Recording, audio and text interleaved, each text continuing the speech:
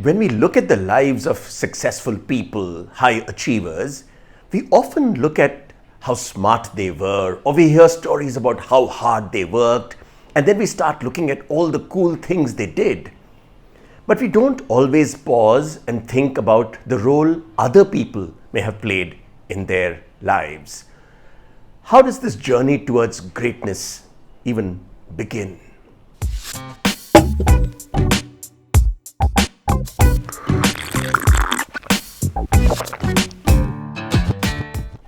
Hello and welcome to a special episode of Chai with Pi. Special because this is the 100th episode of Chai with Pi. Who would have thought a couple of years ago when I got started on this journey that I would be here and you would be here listening in. So thank you so much for being a follower, for being watching Chai with Pi. You have no idea how special this is for me and how much your support means to me. So thank you very much for staying with this journey.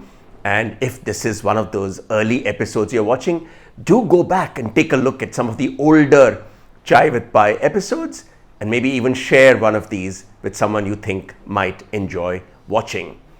Today, I want to talk about something I heard from a friend of mine, a friend called Krish Shankar. Krish used to be until recently the head of HR at Infosys.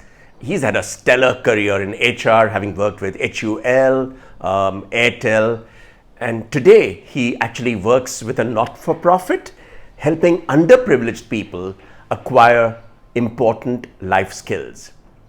I was talking to Krish about his early life and some early influences, and I was trying to understand if he was always this, designed to be this great HR guy.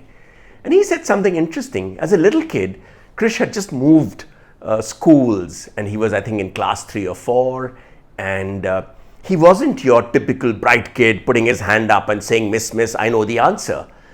He was rather shy, fairly introverted, and more important, like many of us, not so sure of himself, fairly diffident, perhaps even lacking in self-confidence. And then Krish says the one thing he liked at that stage was geography. He knew his maps pretty well, and he probably had those answers to why that fruit grew in a particular region.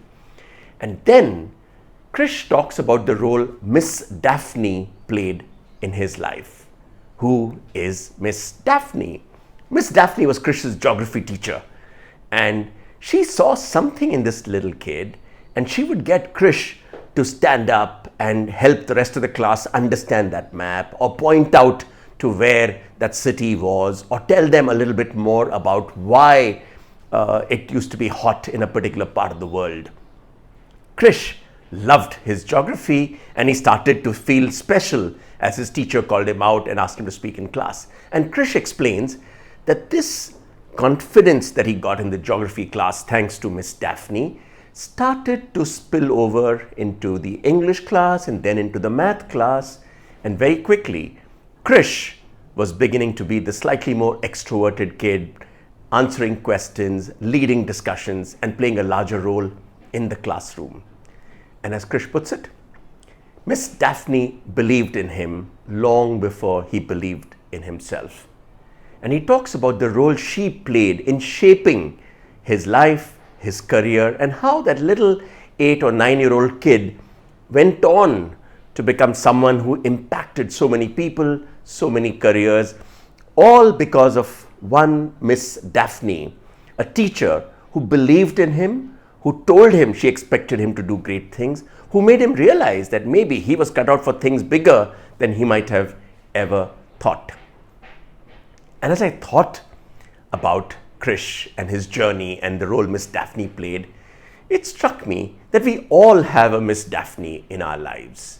Someone who believed in us long before we believed in ourselves. Someone who expected us to do more. Someone who said, wow, I think you're special and you can do it.